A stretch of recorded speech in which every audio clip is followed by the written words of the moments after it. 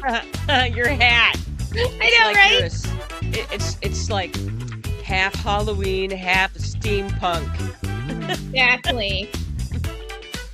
I love I that got for it you. at Joann's when there was still a Joann's, etc. Mm.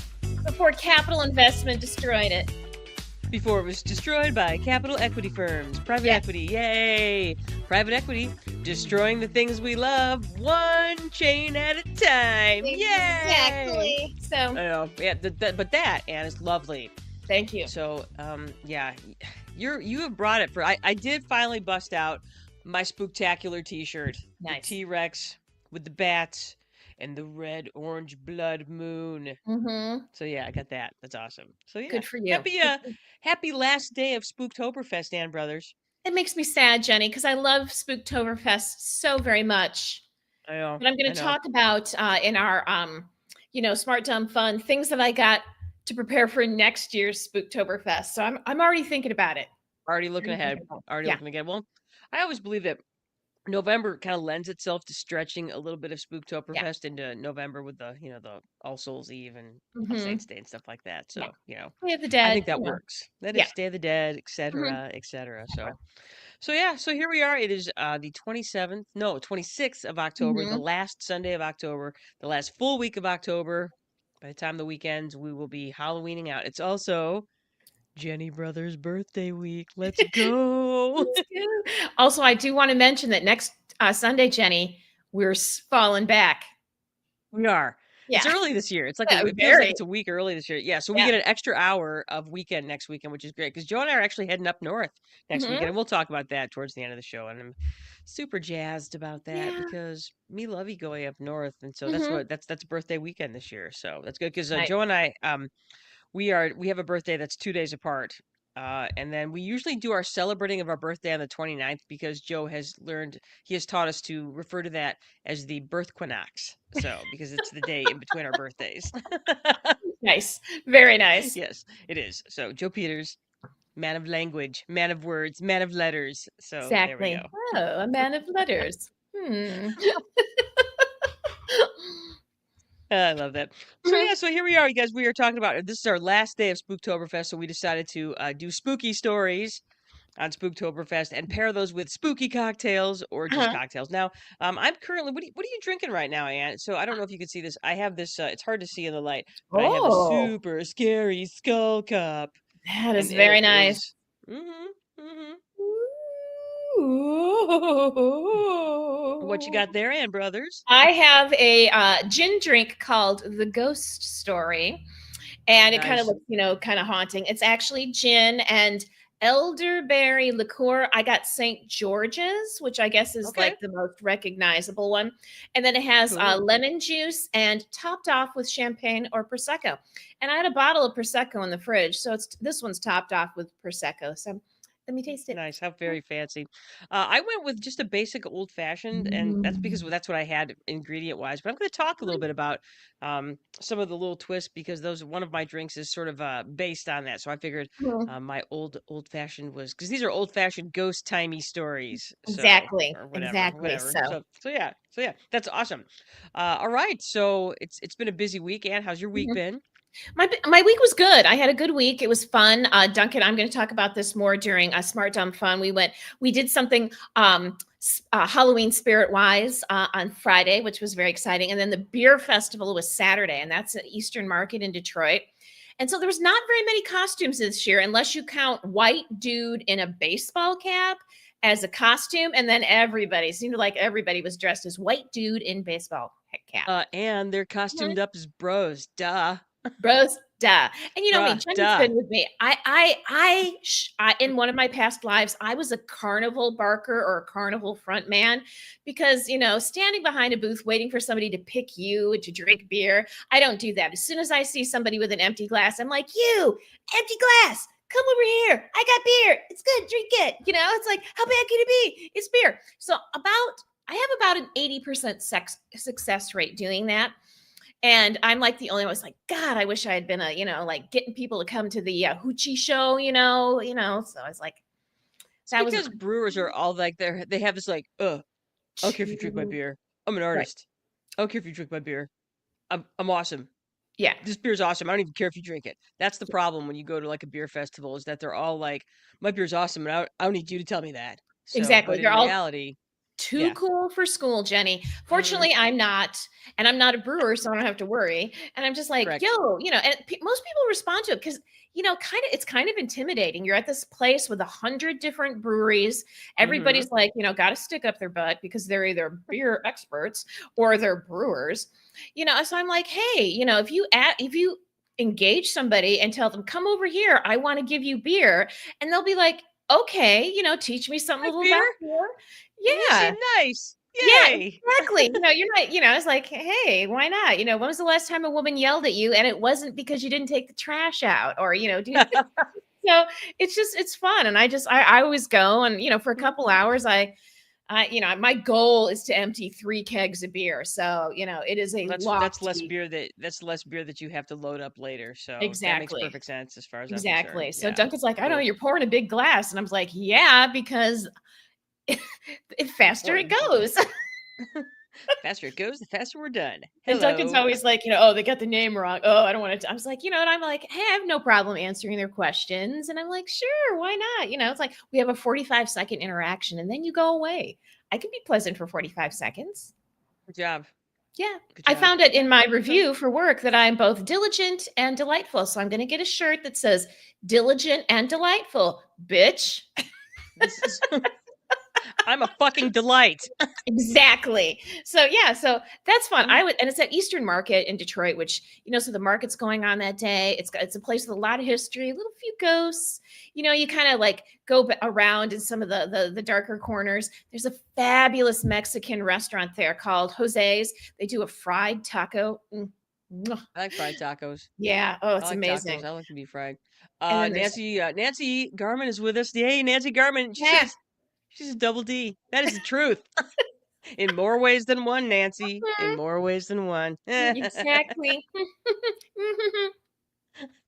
It's gonna be like that today, you guys, because Anna and I are both drinking what I would consider to be stronger drinks. So it's gonna be Yes. just like that today. So Nancy, thank you for getting the party started. You are the best. Yeah, yeah. I was like, this drink is mostly booze and some lemon juice, so I won't get rickets. That's well, I I don't think I have any juice in mine. It's basically just booze. It's Yeah, it's just bourbon and orange, this really yummy orange liqueur that I get from mhm, Wisconsin. Let's go. So good yeah, job, Wisconsin. Way to keep us mhm, drunk. Okay. yeah. All right. Should we dig into this, Ann Brothers? Do it. Okay, good. All right. Ooh, that's really tiny. Sorry, everybody. All right, Ann, you want to do the welcome back? Sure.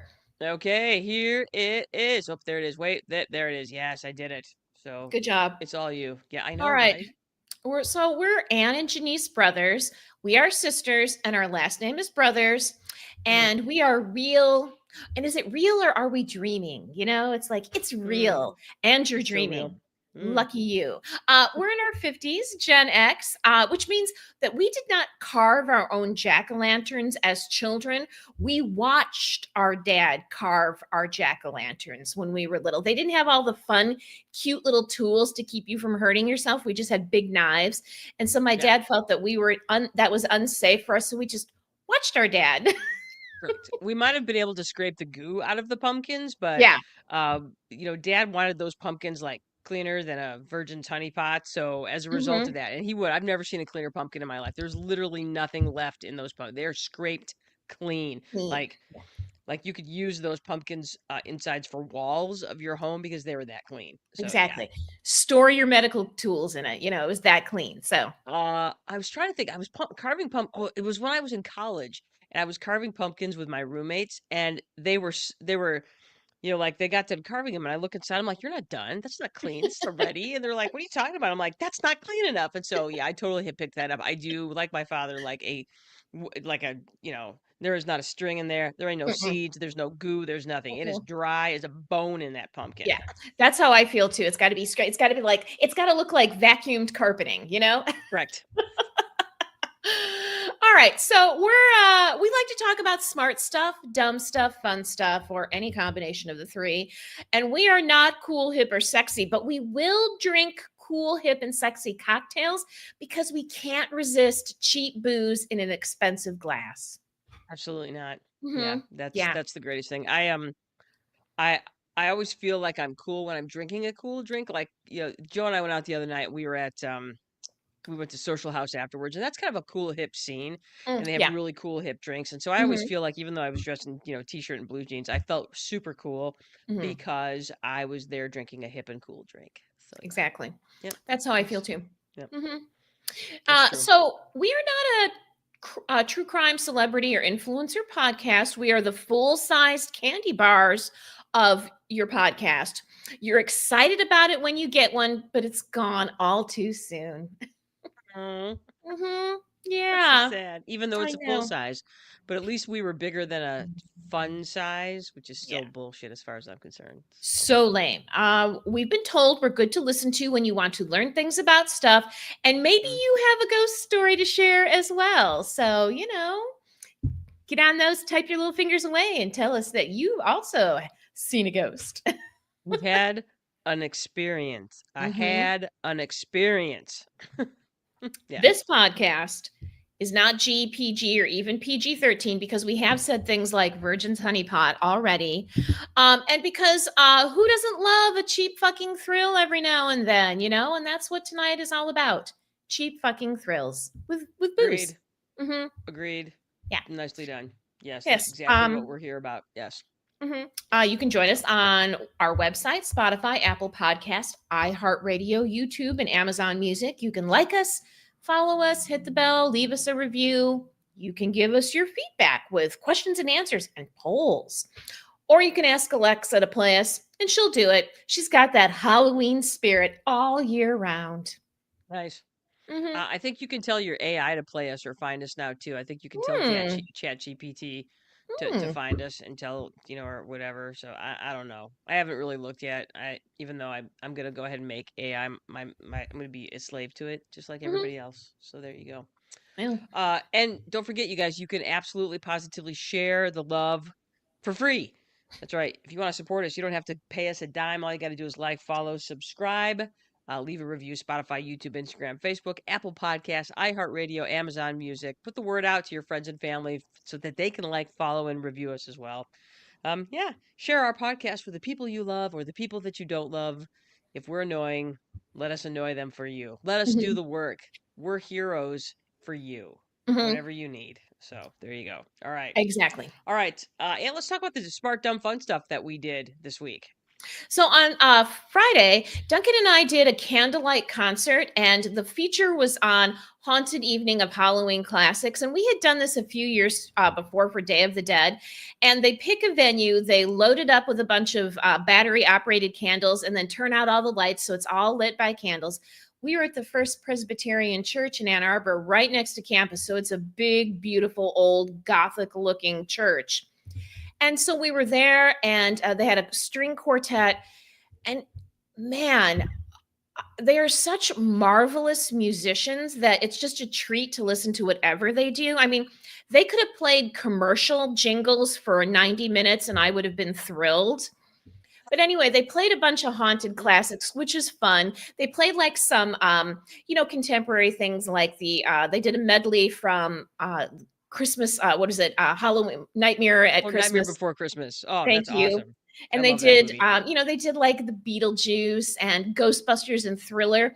But then they also did some classics, which is the ones I really loved because it really demonstrates how talented these people were.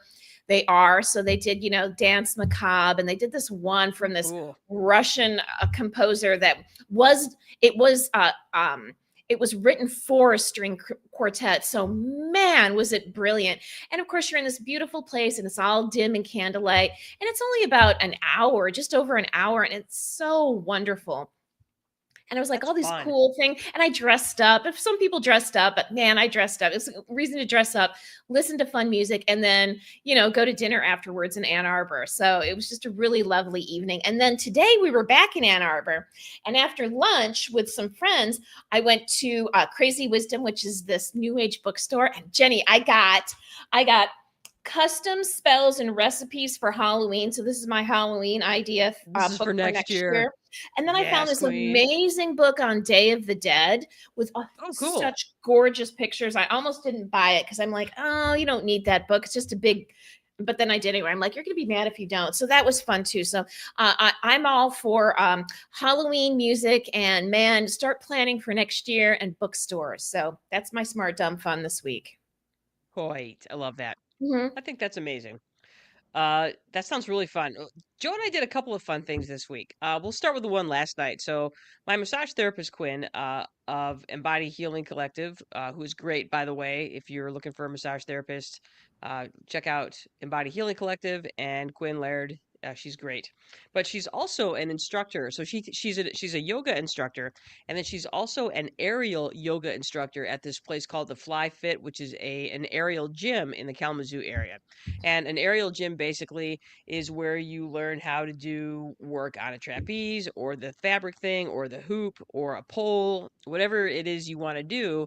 And it's how you improve strength and flexibility. And these women Core, are fit core. core. Holy moly. So last night they had their annual showcase. And so they had 16 women that basically did a routine to a song. And it's what they've been working on for weeks, months, year, and it's these women were really, I mean, it was great because it was really it was body positive. All shapes and sizes were there. The all the skill levels, we saw people that were just kind of starting out, maybe a year or two, and you saw women there that were very experienced and very good at this. My favorite was one of the women that did she worked on the pole, and she had the shoes that she was wearing while she was doing this were simply meant to be upside down. That's all I know. And she made it look, so what she was doing was incredibly difficult, and she made it look just effortless. So good on her. And then just again, a couple of the routines that we saw on the trapeze or the hoop, that they're, these, their women are doing the 6 or 8 feet off the ground. And again, a lot of these women were making this look really effortless when you know for a fact it is not effortless. The amount of strength and flexibility and, like you said, core that it takes to do that. It was really great, really impressive, and it was just a fun night out. It was a great, the venue maybe left a little bit to be desired, but that's not their normal venue. They used a place here in Kalamazoo. It just was a little bit small and weird, but that's okay. Hmm. Everything else about it was really cool. And then we found ourselves on Thursday. Joe said, "Hey, there's a euchre tournament at Crafted Copper on Thursday. Let's go to this." And so, kind of hemmed and hawed. I'm like, "Yeah, okay." We were both really tired. We're like, "All right, let's go." And it was really fun, but I don't know if we were supposed to be there. So I didn't here's the thing, I didn't really look at it at all. I didn't look at it till today when I was looking to put it into this, and Hmm. it was put on by this group called Outfront Kalamazoo, which Outfront Kalamazoo is it's an advocate for the LGBTQA community, and the tournament was for those in that community. And I'm like, Joe and I commented that we thought maybe we were the only straight people there, and I think we were. And I'm like, I don't know if we were supposed to be there. Well, Jenny, the good news is that you pass. So, I guess, but I'm just like, do we get to go? Because both Joe and I had a blast. It was so fun. And I'm like, I wonder if people were kind of mad that we were there. I don't know. Everybody was really nice and really fun. And I hope it was okay that we were there because we had so much fun. Jenny, of course, because your support. Support is important. Okay, so like maybe I'm like we're allies. Does that count? Because I Yeah. just really, I really want to go again because I really enjoyed talking to everybody, and it was like a really non-judgy group of euchre Hmm. players, which was great because sometimes you play euchre with people and they're like, "You played the wrong card," or why did you do that?" And they get on you. Or everybody Hmm. was really nice about it. In fact, Joe ended up taking second, so Oh. um. I finished the middle of the pack, and I only made a couple of boo boos, but I haven't played in a long time. But I didn't Hmm. do a bad job. But it's like, I want to go back. I hope it's okay if we go back. I'm going to go back, and I'm going to go back until somebody tells us that we're not welcome there. Exactly. Hmm? Exactly. I Oh promise not man. to turn this into a straight event. I promise. Promise. Then it wouldn't be as fun. It wouldn't be as fun. Hmm. So yeah, it was just a really great time, and it's really great because out front Kalamazoo does some really cool stuff. It's like it's one of those things. They have classes, they have crochet classes, they have knitting classes, they have fun events that they do, and I'm just like, "Okay, that sounds fun." Hmm. Yeah, everything they do sounds fun and cool. And yeah, so anyway, that was what we did this week, and it was really great. Both events were super fun. So it was busy. I did not get nearly enough sleep this week because between this and the contract stuff I'm doing at school, I'm just like there was no sleep this week, and that's okay. I felt good about woke up this morning just feeling really good about my week, and it was fun. It was cool. So Excellent. yeah. Oh wait. Oh look. Nancy has something to say. She's got a story. Okay. Hmm. This is Nancy Garman. So Nancy, I'm going to give you first blood here on our ghost stories. He says we Ooh, took a Henderson, tour Kansas. in Mountain Home Cemetery by Henderson Castle, which, oh, that's a really great cemetery. It's Hmm. old, it's hilly, it's weird. Yeah, we took a tour in Mountain Home Cemetery by Henderson Castle, which was very historical and fun. Our 9-year-old autistic granddaughter was with us, and that made it very entertaining. And then, Nancy, you've given us the historic tours. That's great. Yeah, that cemetery is creepy in the daytime. I Hmm. actually like to walk over there. I don't live too far from there, so I will often walk over that way, and then I'll walk through the cemetery because it's super hilly and it's a cardio bonanza. Hmm. And it really is just a um neat cemetery, old, creepy, weird. So yeah, Hmm. I love that. So thanks, Nancy. That's a great story. I love that. All right, Anne, shall Hmm. we a toast to the ghost story? A toast to the ghost story. Is Toast. there anything Cheers. you'd like to say about this toast to a ghost story before we get started? No, just that I love a good ghost story. Um, and I'm looking forward to this. Okay. All This will right, be let's do fun. it. Are you ready? I'm ready. This. Okay, ready, set, go. All right, Okay. Anne, you have number one. Let's do this. Okay, so my first story is Michael Myers and the Fairy Queen, and I believe that this story should be served with with a rum punch, a rum punch made with Hawaiian punch, the punch that That's we, correct. what was the staple at all school parties, and so it's a really easy thing. You need light rum, Sprite, Hawaiian punch, pineapple juice. You serve it in a big bowl, drop a big piece of dry ice in there, let it all bubble up. It's a great, it's a great drunk for people who don't like booze. It's so can I just say for a minute, Ann Brothers, Mhm. how one of my favorite things growing up is that you'd sit there, so everybody would have to bring their stuff in for the Halloween party in the Mhm. morning when you came in, right? Right. And so there they would be, the cans of Hawaiian Punch just lined up on the bookshelf, waiting Waiting. for that hour before the end of the school day when we could start putting on our costumes, and you could already hear the sound of that little hole punch go Yeah. into the can, and Hmm. those cans of punch, just you couldn't wait, and there they were all day just taunting you, those Yeah. big beautiful blue cans of Hawaiian Punch. Let's Punch. go. And it's got to be red. I Sorry. know that comes in green and blue Yes. now, but damn, make it red. It's got to be red It's Hawaiian not as punch. good. It's not as Exactly. good. And I'll tell you what, I used to use when I would take a test in college, I always had a can of Hawaiian Punch with me when it was test day. I'm like, that was my I would have a can of Hawaiian Punch, and I would sit down and I'd take my test, I'd crack that baby open, and it kept me calm, focused. Exactly. It was my whoopee, my test taking whoopee. So You anyway, tested I for it. interrupted you. I'm That's sorry. okay. Uh, So, Duncan and I live in the country. We do not get trick or treaters. So, the last couple of years, we have gone to our friends Tony and Jeannie's house.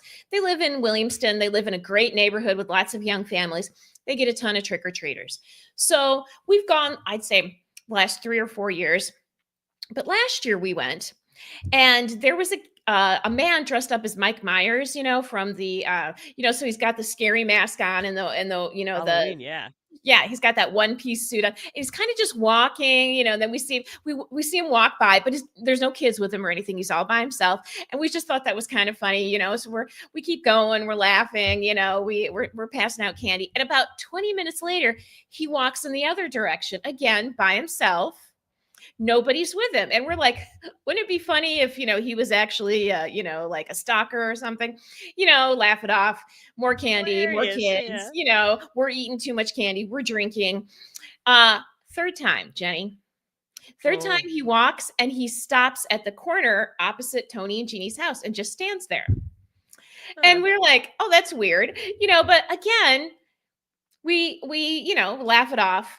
But 5 minutes, 10 minutes, he's still there. And we're starting to get a little, we're kind of freaking each other out. And just about this time, Tony and Duncan are talking about maybe they're going to go over there and just, say hi, see what's going on. And they're kind of psyching themselves up to do that. And then this little girl runs up. She's dressed up like a little, fairy queen, fairy princess. She runs up and she takes his hand and they walk off. And we're like, oh, okay. Okay. She's got her big Okay, this Halloween kid's bag. good. So I'm like, okay, that's cute. And so we think nothing more of it the rest of the night. We order pizza, we watch Cabin in the Woods, Mm. so it was a good night. And a couple days later, Jeannie calls me and she's like, remember the Mike Myers guy? And we're like, yeah, Yeah. with the little girl. And she's like, yeah. Well, I was like, oh God, did something happen to the little girl? And she's like, no, the little girl is fine. She's at school, but the guy was her stepdad, and nobody's seen him since Halloween night. What? What? Yeah, I What? know. Dude, chills, y'all. Chills. Yeah. What happened to him? Do we know? Oh, Jenny, this is the story that Duncan and I made up. Do you like it? I love it. I love it. I gotta know more. Keep writing it. But in my idea, it's the little girl that killed him. That's why I think this should be served with children's Halloween punch.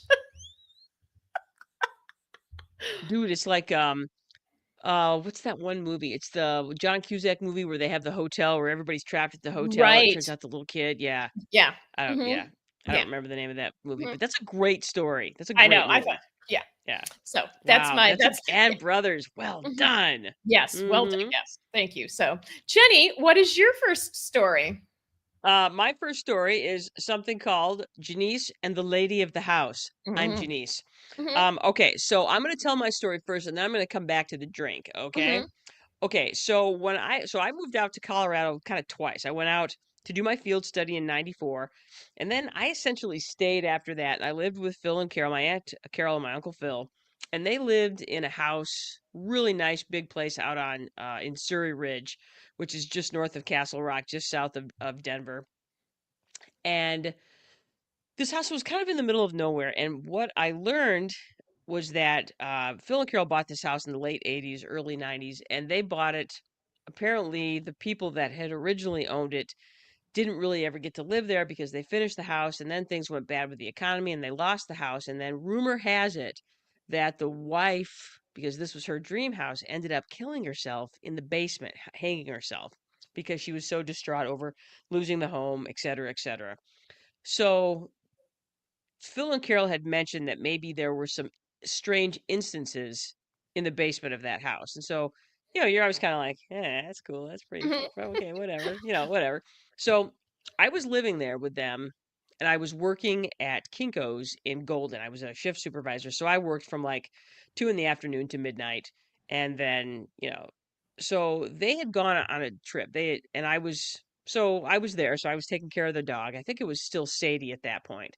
So I was just kind of, I was basically house sitting and looking after the dog. And I had gotten home from, I don't know, it was just a regular shift night. It was like, I don't know, probably 1, 2 o'clock in the morning by the time I got home. And that morning I had gotten up. I was trying to find a job out in Colorado. So I had been down in Phil's office because he said I could use his office if I wanted to print resume. So I had been working on my resume that morning. And when I got done, I turned the lights off and I closed up the office and I went upstairs and went off to work. So that night I got home, one of the first things that was weird was that when I got home and parked the car, um, Sadie was sitting out on the front porch. And she never did that.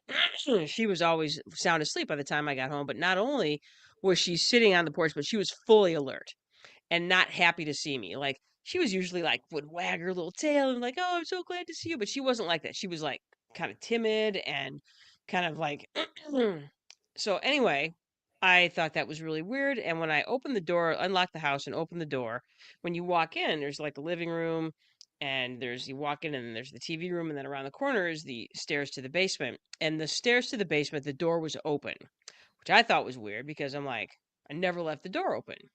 So then I um n- noticed that the lights were on downstairs and I could hear music playing.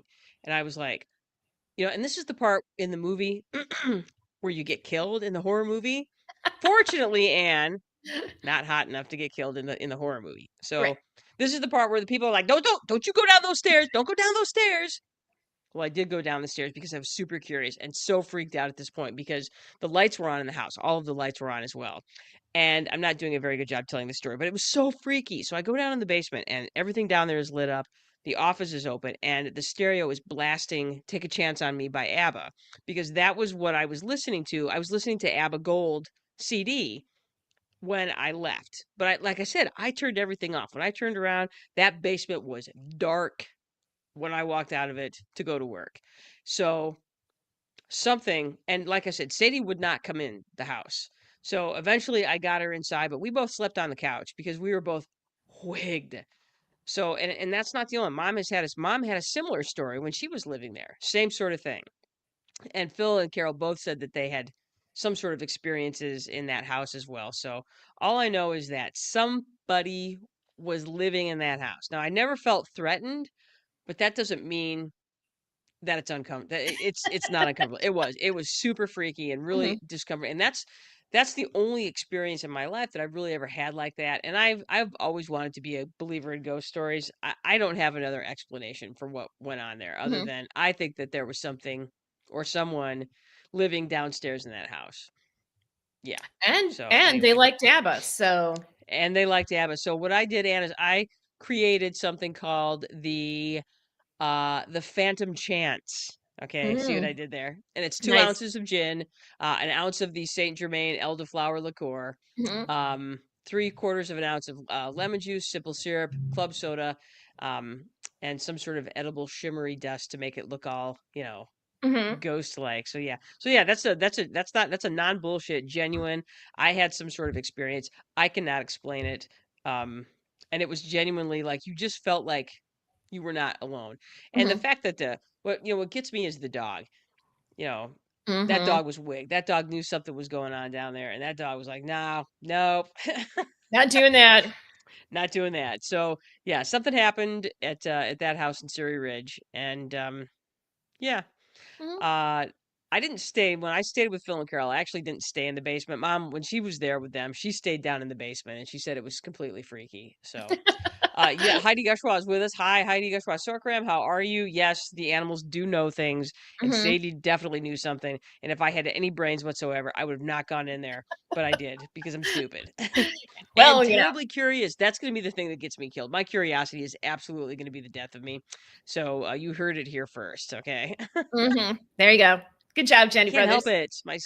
My super curious mind. So, Mhm. all right, Anne, tell us Ah, about tell us about the elevator. okay. So the elevator, the drink to serve with the elevator is actually the ghost story, which is a very similar drink to what you made, Jenny. This is 3 ounces of gin, a half an ounce of elderflower liqueur. St. George, I believe, is the most common form of this. A half an Yes. ounce of fresh lemon juice and prosecco or champagne. You add the gin, elderflower liqueur, lemon juice into a shaker of ice. Shake it up so it gets nice and chilled. Pour it into your favorite glass and then top it off with prosecco or champagne. I had prosecco in the house, so that's what I used. I also added my own little scary thing, a little little diamond spider, a little emerald spider to go with it, to give it that I like it. Halloween flair. Now, this is a And that's story that what's I heard from Spooked, which is a podcast hosted by Glenn Washington. And it's all stories that the people that have experienced tell the story. So, this one, I was driving home at night and this story came on, freaked me out. So, I thought I would share it with everybody. So, this play takes place in Kentucky in 1980. And the storyteller, the man this happened to, was a police officer. So, they're usually pretty no nonsense sort of people. Anyway, in the town where he worked, I would say it was probably a little bit bigger than Sturgis, probably about 20,000 people had lived in this community. And they had an old hospital that they had closed and it was being reconstructed into a high end senior living community. But at the time, it was during the construction and there was no electricity and no water, no heat. It was just one kind of they were doing the demolition on the inside, trying to keep the outside of the building intact while they did the demolition on the inside. So during the evenings, and this took place in the wintertime, near Christmas time, during the nights, to make sure that nobody came in and goofed around with the equipment or hurt themselves in this building that was under demolition, they had hired a security guard who had a Coleman lantern, gas lantern, a gas fired space heater to keep from freezing. And they had somebody there at night to kind of keep watch on the building. Well, the security guard would call the police 3 or 4 times a night, telling them that there was somebody upstairs in the building running around and laughing, and they needed to come and investigate it. So this police officer, Officer Wilson, would go out there, would talk to the security guard, calm the security guard down. They never heard anything. They'd hang out for a few minutes, not hear anything. And then they'd be like, all right, well, call us if you hear anything. Otherwise, we're out of here. And the security guard kept calling him. He's like, man, so they go out there and nothing happened. Nothing happened. So one night, this went on for like a month. So one night they get a call. Security guards, again, come out, check. They go out and check. They hear nothing, like, call us if you blah, blah, blah. 20 minutes later, they get a call. Only it's not from the security guard. It's from a neighbor in that neighborhood that says the security guard is in his car, hands on the steering wheel like this, like gripping the steering wheel in a death grip, not responding to anybody. So the police, Officer Wilson and his partner go out there, and sure enough, the security guard is ramrod straight in the car, doors locked, not responding. And they knock on the window, tap on the window with a nightstick. Finally, he's like, hey, need you to roll down your window. So the security guard rolls down his window a little bit and says, I'm not going back in there. You can't make me.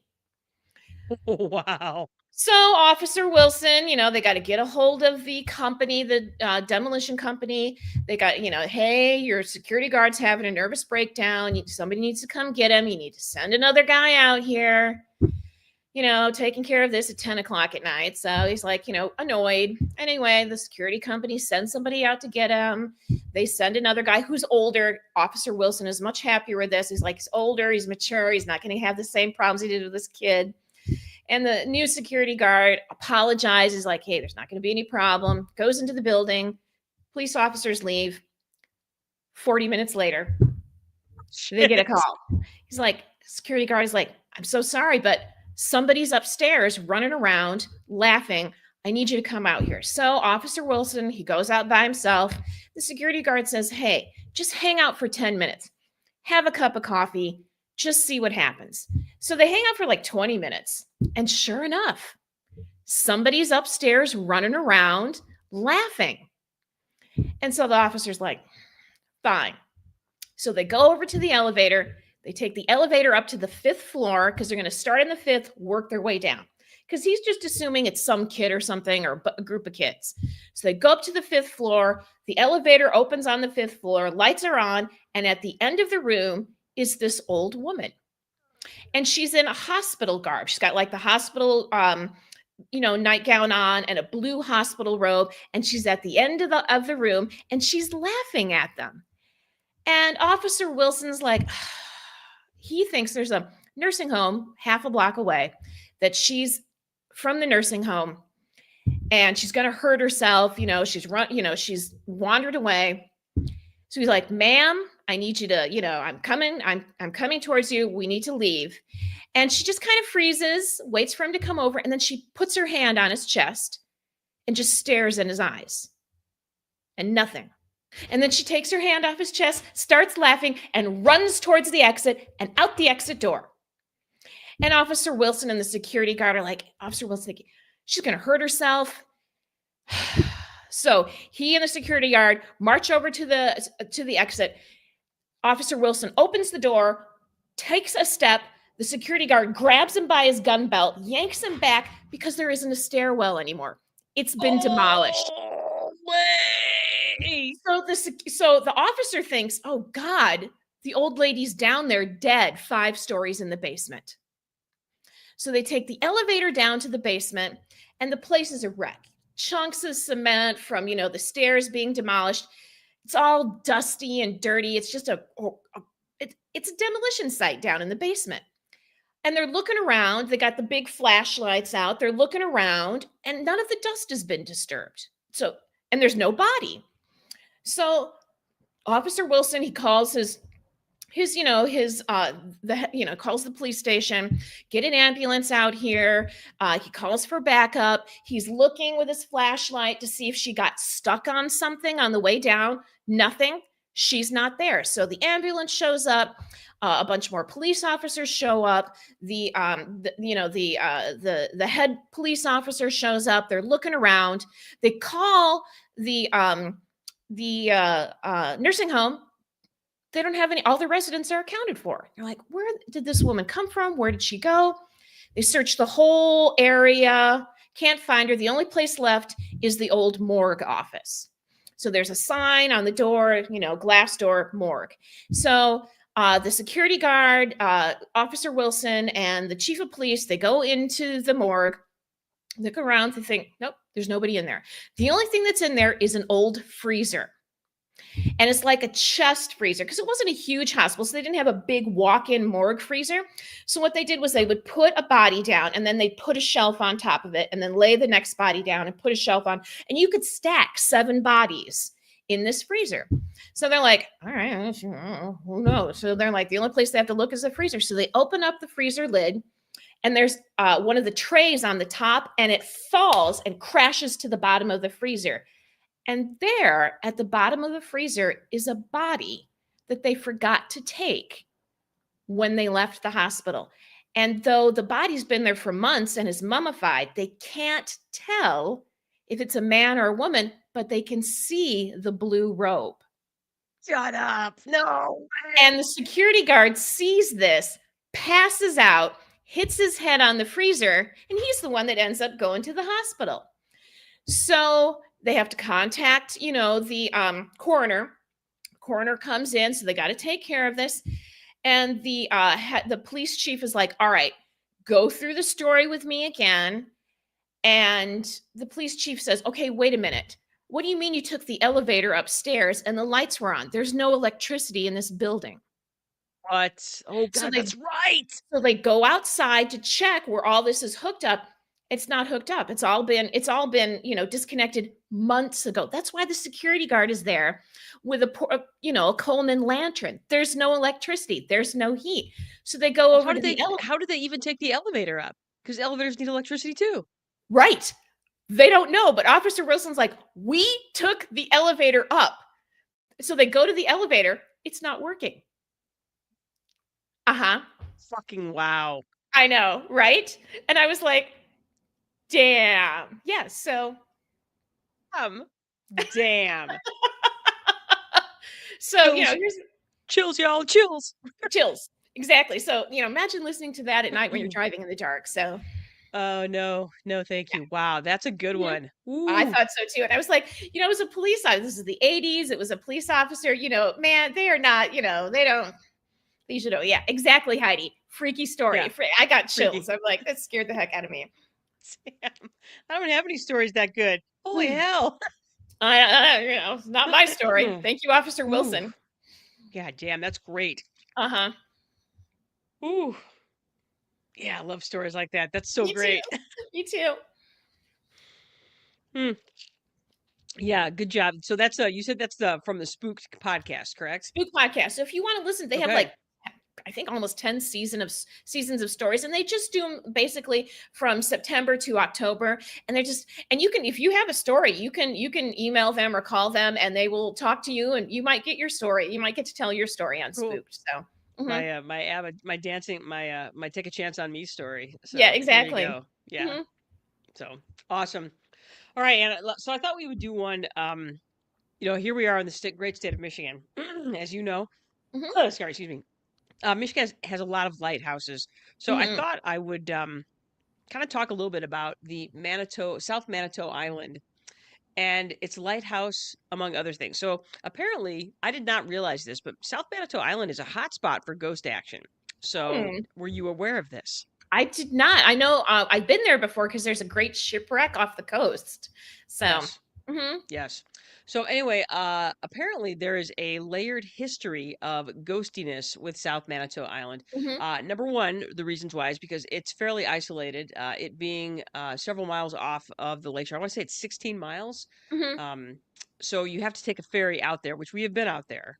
which Yeah. is, and it's cool. Don't get me Hmm.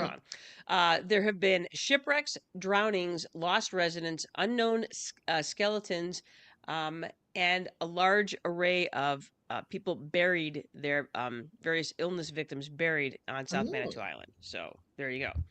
All right. So let's talk about, so a lot of these stories come from the island archives and the National Park Service, because it's not that far from Sleeping Bear Hmm. National Lake Shore. So there's some documenting, some write-ups. So let's go ahead and start with the lighthouse itself. So here we go. So number one, South Manitou Island is actually the site of a very large cholera mass graves. All right. So apparently there were several incidents where people were uh, they had a ship nearby that dropped a large number of cholera victims on the island, and in a rush to keep themselves alive and keep themselves from getting cholera, the ship, those that were sick, or they took the bodies from the ship and they buried them on the island. They took those that were sick also and buried them as well, many of them buried alive, because they didn't want to have to deal with the repercussions of that. So they just buried him alive. So Damn. yes. Brutal.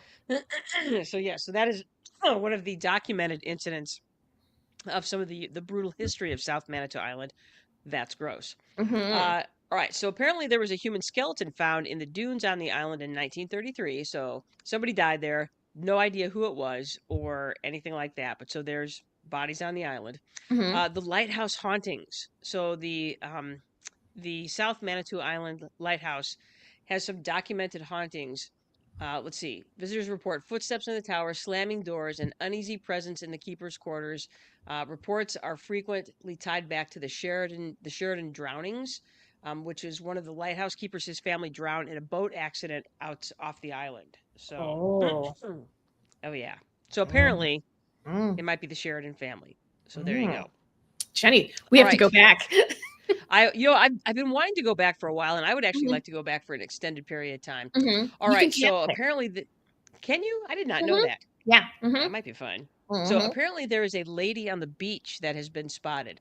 Various people tell of a woman in a dress carrying a lantern who walks the shoreline, waiting for a lost lover or husband who has never returned. Sightings are anecdotal, but there's been more than one Hmm. um, anecdote of that. So that's a thing. Hmm. The Boy and the Shipwrecks, tales of a local boy who died exploring a shipwreck. They, yes, Oh, that it was in shipwreck. fact the Morzon, yep. Hmm. Um, and that if you go out to those boats, that you can hear a children's cries, or children crying for help, that can be Mm. heard near the shipwreck. Those are common. Apparently, again, several witnesses have claimed that they've heard something, a boy crying for help near the shipwreck. Yeah. Super creepy. Yeah, because last Yeah. time we went out there, Duncan was like, I could get out there with no problem. I'd be back in 20 Mm. minutes. I'm like, no, no, you can't. You can't go out there. Well, and the danger of that is you don't know what the water's doing. The problem with, water might look calm on the top, but Hmm. you're dealing with a large body of water with all kinds of, currents and undercurrents and Hmm. density differences, and you know, Yeah, yeah, I was gonna say that water was good enough to bring down a big ship. So indeed, why do you indeed. think you could do any better? Yes. So what I did is I went ahead and I paired the story of the Manitou Islands hauntings with what is called the Manitou Mist. It's basically an old fashioned, which is what I'm drinking right now. It's 2 ounces of bourbon or rye, a half ounce of maple syrup, two Mm. dashes of Angostura bitters. I actually like a little bit more because I like the bitter taste. Mhm. A dash of smoked salt, and you garnish it with a orange peel that you have toasted using like one of those little toasters, because it brings out Uh-huh. the oils in it. So there you Mm. go. Stir, strain, or I prefer my stuff on the rocks. I think bourbon's better on the rocks, but I don't believe bourbon is meant to be drunk strained. I think it's meant to be drunk on the rocks, but that's just me. You know, So Jenny, you can get like big ice cube trays that are skulls, and you could use that as mm, your big chunk of ice. So, that's what you should definitely do then. mhm, Yes. yeah, Maybe I'll treat myself to that for next Spooktoberfest for I think sure. you should. I think you Yeah. definitely should. Mhm. Heidi says she's not going to sleep tonight. Well, I get that. I get that. I get that too. I'm giving myself the willies. So I'm going to go back to your story. So that lady was running around because she wanted somebody to find her Find body. her. Yeah, she needed somebody to find Totally. her. Yeah. So, Totally. mhm. That poor kid. Everybody's thinking he's full of shit. And I'm like, yeah, I told you, dummies. Yeah, exactly. You can't make me go back in there, you know. It wasn't like You the know, security guard's job either to like walk around. I mean, they weren't mm-mm. encouraged to walk. They're just there to make report, observe and report. That was their And job. report. Mhm. Well, and I don't love being like, I was at, there was a couple times where I worked late at Goddard Middle School in Mhm. Littleton. And I worked down kind of in the lower level of that, and I swear to God that that lower level was haunted. I swear, I hated working there. I got to the point where I would not work after dark there because it just had this creepy, weird feeling. I don't know if it was haunted or not, but it just Mhm. never felt right. It's kind of like how we felt at Eloise last Mhm. week, where you just, I'm like, this place is not right. Yeah, And exactly. I don't It's know like, what that is. I don't know if it's like just the fact that it's such a, I don't know. You get places like that. mhm. That's how I also felt about the theater at Eastern. Mhm. Yeah, I did That place not. was I never wanted to be there by myself. Never. never that place. Mhm. And then I got a similar experience when I was visiting Joe in Maine. Oh, He Maine's was all working out haunted. in Maine. God, Entire state. man, Maine is haunted as fuck. I went for a walk. So here we are in the kind of the middle of the nowhere. We're down here in the southern part of Maine, near Sweden, Maine. And Joe was working at this Camp Tapawingo, and I had gone for a walk. So I was there for a few days. So I'm like, I'm going to go for a walk and just kind of bum around a little bit. And that walk didn't last 30 minutes. I got out and I went down this one road and it was super isolated. And what was weird is that it was the middle of the day. I'm walking down this country road. It's super woodsy on one side and a little bit less woodsy, and there's a lake, or I guess pond as they call them out there, on my left. And I still felt like I was walking and it was the middle of the night. It was the Wow. weirdest sensation. And I was like, you know what? I'm going to go back to the campground because I don't think I like this. Exactly. I I was don't like, like this at all. I'm gonna walk much faster. Woo, woo, woo. Maybe I'll run. Maybe I'll jog a little bit. Jog a little bit. Okay, I'm tired. I'll walk. Maybe I'll jog a little bit more. Yeah, I did not like that. mhm, Yeah, and I've learned to kind of trust my instincts. mhm, I'm a fairly instinctual person, and a lot of times I ignore my instincts because I think I'm being dumb. But in mhm. reality, I'm like, that's your little voice telling you to get the fuck going. Yeah, exactly. Yeah. All So righty. So this is my final story, and I think this story should be paired with sangria. And sangria is a super easy thing to do. If you get sangria that tells you to add a bunch of booze to your red wine, then get rid of that recipe. It's cheap red wine and your choice of fruit, and you want to let it sit for about 24 hours. If you want to, you can also buy bottled sangria, and there's several very good bottled sangria, so you can do that as well, but add some more fruit to it. And may I suggest that you get some Halloween season spirit, like shaped ice cube trays, with like ghosts and bats and skulls and stuff. And put some extra fruit in those and then some Sprite and put that in the freezer and then add that to your sangria when you're ready. So that's, it's just it's a fun, easygoing drink. And this fun, easygoing drink is dedicated to my Aunt Julie. So that's why I picked sangria. hey, This story is about my Aunt Julie. And my Aunt Julie died in August of 2023. And she left me in charge of her estate. And I've never done that before. And if you've never done it before, call me and I will tell you some things because I didn't know where to start. And the good news was that she had an attorney, which was a big, big help for me, but I had no idea what to do. And her house was in Grand Rapids, and I live on the other side of the state.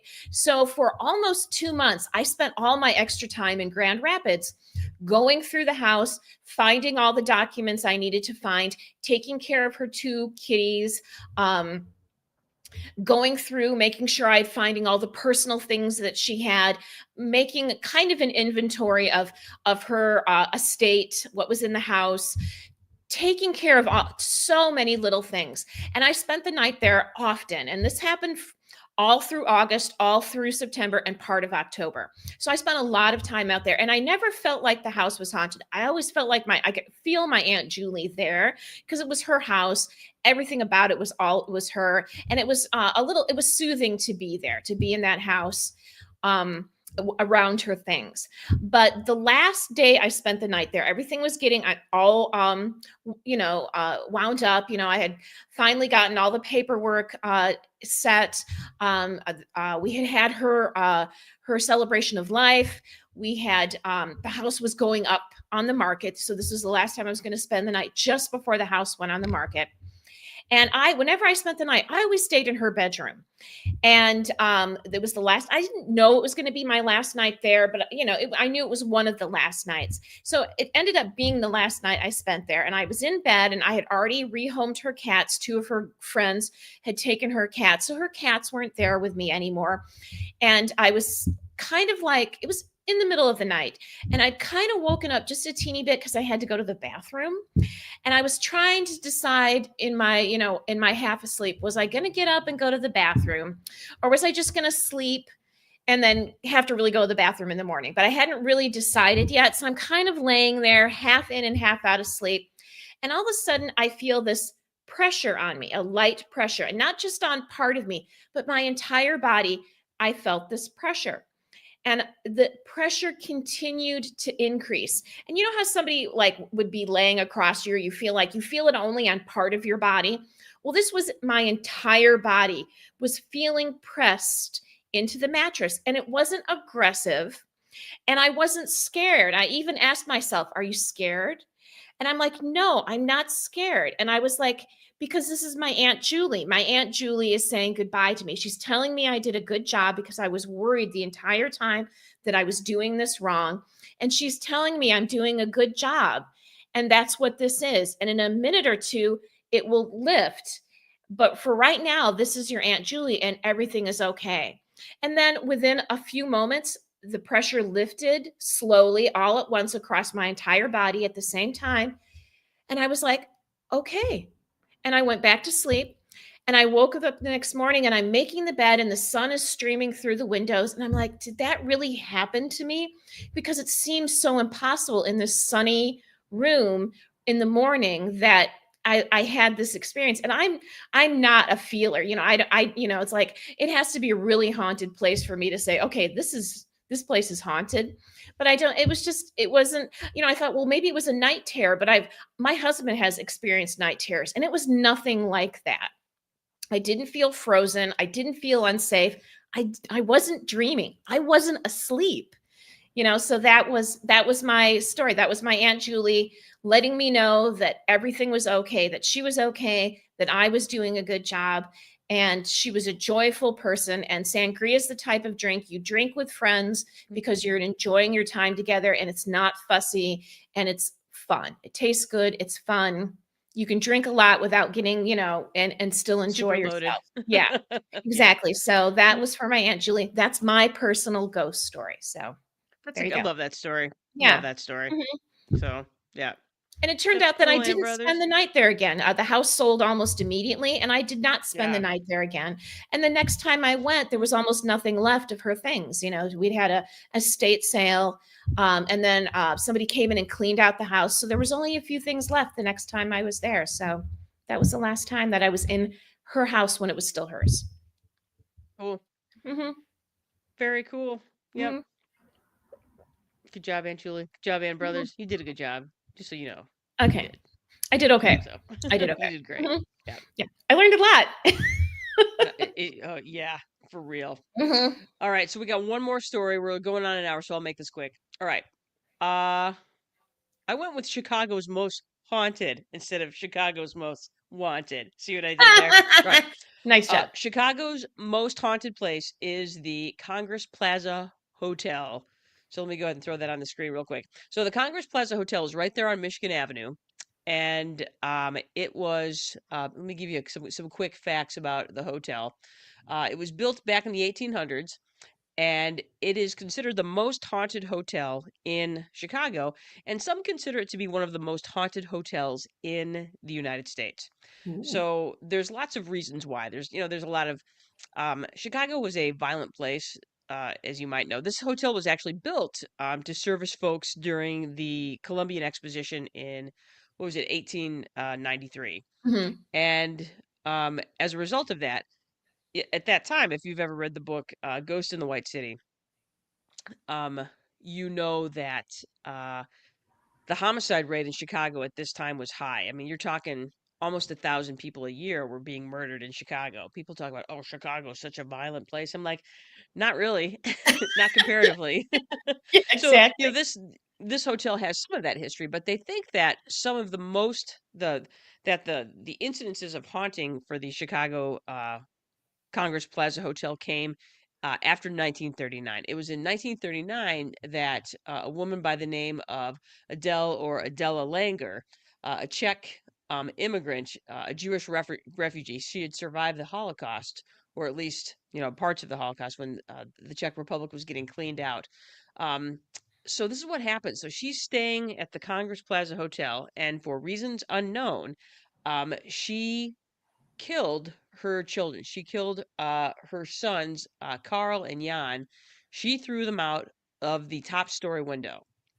Um, yeah, so I think that was like the seventh or eighth story. She threw them out the window, killing them, and then shortly thereafter threw herself out with them. So they don't really know why she did it. Um, Needless to say, she was probably unhinged, but as a result of that, that's one of there's a room in the Congress Plaza Hotel that is especially haunted. That is room 441. It is considered it is the room that gets the fourth floor apparently is the haunted floor, and room 441 is the haunted room. It's the room that they get the most feedback on from guests. It's the floor that they get the most feedback on from guests, and this is in the south tower of the hotel, which apparently is the more active tower of the two as far as the hauntings go. So a lot of what they see people report seeing is they report seeing children in the hallways, they report seeing a woman in the hallway, they report closets opening and closing randomly, sinks turning on and off randomly in room 441. There is speculation that Stephen King stayed in room 441 and his story 1408 is Hmm. based on room 441. That's pure speculation. He's never claimed that Hmm. that's the truth or not. But this it's well documented that this is one of the most haunted. And because Sam Adamsberger and I we went to a ghost tour, and the ghost tour starts at the Congress Hotel, which is great. So they spend a decent amount of time talking you through what this hotel is like. So even now, years after all of these things have taken place, it's still very active. They still get all kinds of reports, calls nightly about things that are going on the fourth floor. So apparently, if you want to get haunted, go and stay on the fourth floor at the Congress Plaza Hotel. I myself personally, and it's an old timey classic hotel. It's one of Hmm. those Michigan Avenue hotels where the rooms are about as big as a matchbox, Hmm. and they all feel, you know, a little dark and a little weird. So Yeah. Yeah, yeah, exactly. I was like, we stayed in a place like that in San Francisco. It was like the room is like 3 inches larger than the bed. yes. So some physical interactions. People have reported being poked, kicked, objects moving on their own while people slept in their room. Um, let's see. Yes, doors opening and closing, kicks on the mattress. Yeah. So, and again, this is almost a nightly occurrence at the Hmm. Congress Plaza Hotel. So the drink that I chose today was the 441, which is a smoky riff on the Negroni. It's sort of a gangster drink. So you've got an ounce of gin, an ounce of Campari, some dry vermouth if you're into that sort of thing, and a quarter Hmm. ounce of mezcal for some ghostly smoke. Mm. So there you go. Mhm. So yeah, that's my final one. And like I said, it's just a neat it's a neat old hotel. There's a bar down there so you can go hang out in the bar if you want to. And then like I said, they do have tours. Now they don't give tours of the hotel itself, so you can't go up on the fourth floor unless you choose to stay up there. Yeah, I But was they gonna rent say. the rooms up there and like you can get a fourth floor room if that's what you want. So Mhm. if you're into that sort of I thing. kinda do, So but I don't. I get that. Yeah. I get that. Mhm. Yeah. Hauntings freak me out, so I don't necessarily want to be around them. So, Yeah, there you but I go. don't not wanna be around them. Exactly. Exactly. So, Annie, yeah, tell us about this podcast. so Spooked podcast by Glenn Washington. He also does he has several other podcasts, but I love him because he's he's from Michigan and he was raised in a cult. So, he's a That's Gen awesome. X. Yeah, and he's just got some great stories about, being raised in different parts of Michigan and then having family in Detroit. And he's if you want some great podcasts, look into his podcast. So Spooked is the one I listened to in September and October because I love the scary stories. Nice. So it's just a great shout out to him. And, now he lives in California, but man, it makes you listening to him. You're like, yeah, Michigan is haunted. It is. There's actually a rich history. When I was looking for hauntings in Michigan, it was like there are a bunch. A So bunch. Yeah. yeah, a bunch. Yeah. So fear not. There's plenty of Hmm. hauntings here in Michigan for sure. All right, and brothers, that brings we are well over an hour. Hmm. So thanks It for was worth sticking it. with us, everybody. Yeah, you have spent over an hour today learning Hmm. things about stuff from the Brothers Sisters. Today we told you ghost stories and we paired drinks with our ghost stories. Hmm. And you definitely brought your A game with your ghost stories. Dude, that one, Hmm. dude. Hmm. Yeah. Yeah, good lord. So Uh-huh. yeah, well done. Hmm. Yeah, so remember, you can support us for absolutely free. Like, subscribe, leave a review on, Spotify, YouTube, Instagram, all the stuff, all the things. We would love to hear from you. Like Hmm. us, follow us, leave a review. Sharing is caring. Make sure you share our podcast with the people you love. You can tell the spooky ghost stories now. Yes, You're gonna be the number one hit at Halloween's bonfires and stuff like that. So you totally are. Hmm. there you go. We are taking a little break next week. Joe and I are going to be going up north for some birthday fun. So we are skipping next week. We'll be back in 2 weeks with November stuff. We don't know what There that you is go. yet. We don't. But don't worry. We'll get you. If you guys have ideas or stuff that you want us to talk about, let us know. We are happy to talk about stuff. If there's something interesting that you think we should be zoning in on or visiting, Hmm. we always love to hear from our people. And we've got some great ideas from you guys in the past. So keep up the good work. So there you go. Heidi, thanks. Happy birthday to you too, Heidi. I know you got a birthday coming up right after mine. So yes, there you go. 55. That's right. I'm a senior Hmm. citizen as of Thursday. Got to get those. I'm going to do some senior pictures up north this weekend. Senior pictures.